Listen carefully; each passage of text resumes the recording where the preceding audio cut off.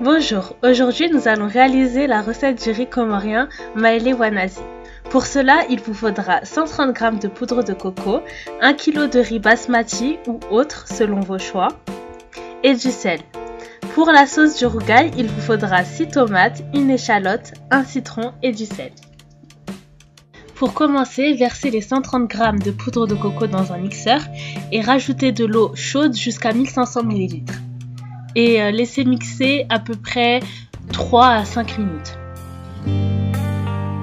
Si vous n'avez pas le temps de faire toute la préparation, vous pouvez trouver du lait de coco dans des épiceries arabes ou africaines, ainsi que la poudre de coco.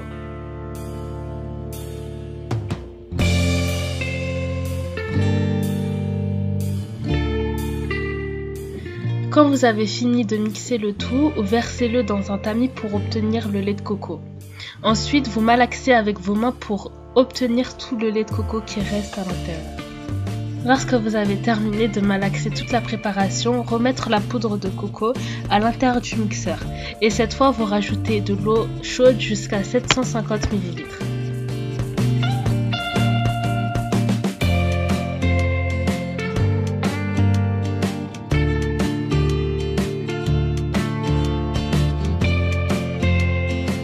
Mélangez ce lait de coco à l'autre préparation, vous malaxez bien la poudre de coco restante et vous la jetez à la poubelle.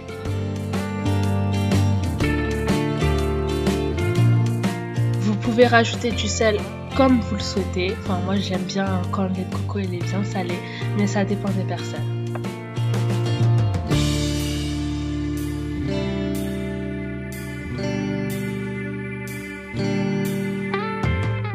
Versez le lait de coco dans une casserole à feu fort.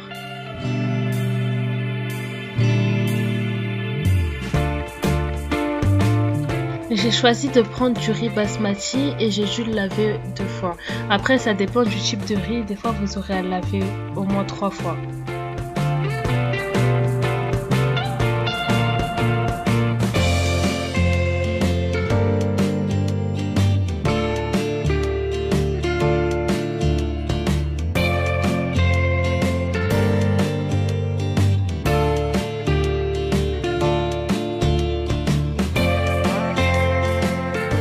Versez le riz dans le lait de coco. Il faut que le lait de coco soit à 3 cm au-dessus du riz. Ensuite, mélangez et faire bien attention de ne pas casser les grains de riz jusqu'à ce que le lait de coco soit évaporé.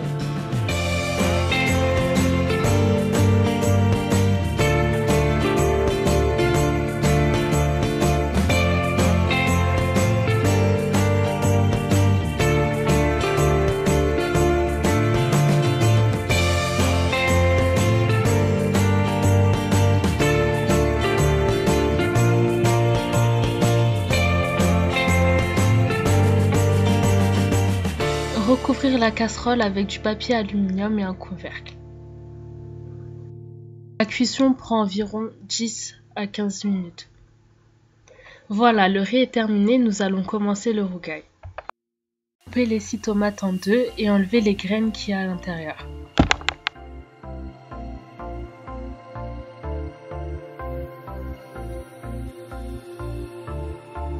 Quand vous avez fini d'enlever les graines des tomates, vous pouvez ensuite les râper à l'intérieur d'un bol.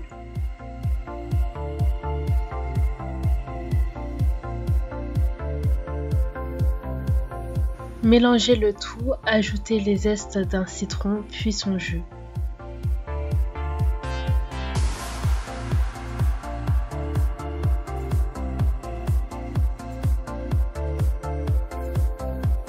Si vous n'avez pas d'échalote, vous pouvez utiliser un oignon que vous allez râper très finement.